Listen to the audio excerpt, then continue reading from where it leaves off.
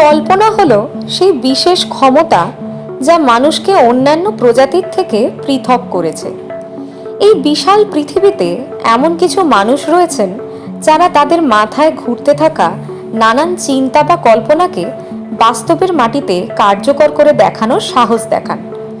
এটি করতে গিয়ে নানান প্রতিকূলতার সম্মুখীন তাদের হতে হয় বটে, কিন্তু একবজ্ঞা হয়ে নিজের কল্পনাকে বাস্তবায়িত করেই ছাড়েন তারা। আজ এমনই একটি অতি সাধারণ মানুষের এক অসাধারণ কর্মকাণ্ডের কাহিনী শোনাবো কিভাবে তিনি গড়ে তুললেন এক অভিনব পাথরের বাগান বা স্টোন গার্ডেন। নমস্কার, সব বাংলা ভিডিও চ্যানেলে আপনাদের স্বাগত। আমাদের ভিডিও চ্যানেলে আমরা নিয়মিত তথ্যমূলক ভিডিও প্রকাশ করে থাকি। এই ধরনের তথ্যমূলক ভিডিও ভালো লাগলে লাইক করে আমাদের উৎসাহ দিন। ইরানের কারমান প্রদেশের অন্তর্গত হলো শারজান শহর। শারজান আসলে একটি মরু শহর। ধুধু মরুভূমির বুকের ভেতরই নিজেদের মতো করে বাসযোগ্য পরিবেশ তৈরি করে নিয়েছে স্থানীয় ইরানিরা। এই শারজান বিখ্যাত প্রধানত তিনটি কারণে। এক হলো পৃথিবী বিখ্যাত পেস্তা বাদাম, দুই হলো পারস্য কিলিম গালিচা, এবং তিন বায়ু সংগ্রাহক মিনার। পৃথিবীর খুব কম জায়গাতেই এই স্থাপত্য দেখা যায়। এই শারজান শহর থেকে দক্ষিণ পূর্ব বরাবর 40 কিলোমিটার এগোলেই চোখে পড়বে বালবার্ট জেলার মিয়ানদোয়াব গ্রাম।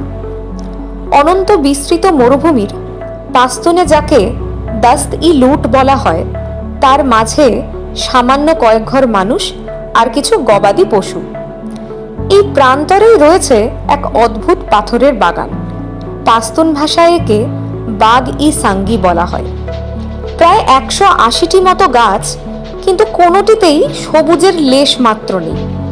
মরা ডাল থেকে তার দিয়ে বেঁধে বড় বড় পাথর কে যেন ঝুলিয়ে দিয়ে গেছে। দিন নেই রাত নেই, গাছগুলি ওই পাথর বুকে নিয়েই দাঁড়িয়ে আছে। একদা এই অঞ্চলটির মালিক ছিলেন দারভিস খান এসফান্দিয়ারপুর নামে এক ব্যক্তি। শোনা যায় তিনি জন্মগত মূক ও বধির ছিলেন। দারভিসের পূর্বপুরুষ একসময় এই এলাকার জমিদার ছিলেন, যে কারণে তারা নামের মাঝে খান উপাধি ব্যবহার করতেন। দারভিস খান এলাকার অন্যতম সম্পন্ন কৃষক ছিলেন। তিনি মূলত কাঠবাদাম চাষ করতেন।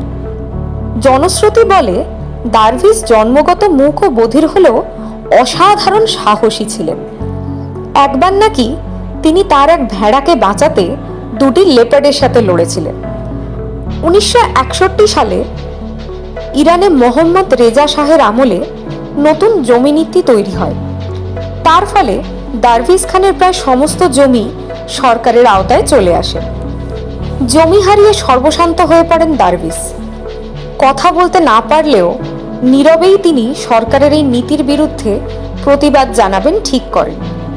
কিন্তু কিভাবে সম্পূর্ণ অহিংস পথে এই অন্যায়ের বিরুদ্ধে প্রতিবাদ জানানো যায় তা ভাবতে ভাবতে একদিন তিনি ভেবে ফেললেন একটি অকল্পনীয় অথচ অতি সামান্য এক ভাবনা। দারভিস প্রথমে পার্শ্ববর্তী অঞ্চল থেকে মৃত গাছের ডাল কাণ্ডসহ এনে তার বাড়ির সামনের এক টুকরো জমিতে সেই ডালসহ কাণ্ডগুলিকে রোপণ করলেন। এরপর সেই ডালে তার জীবনের প্রতিটি গুরুত্বপূর্ণ দিনের স্মারক হিসেবে একটি করে পাথর তার দিয়ে বেঁধে ঝুলিয়ে দিতে লাগলেন। প্রায় 5 কিমির বেশি দূরত্ব অতিক্রম করে এক একটি পাথর বয়ে আনতে তার প্রায় 2 মাস সময় লেগে যেত। তবুও একাই বয়ে আনলেন প্রত্যেকটা পাথর।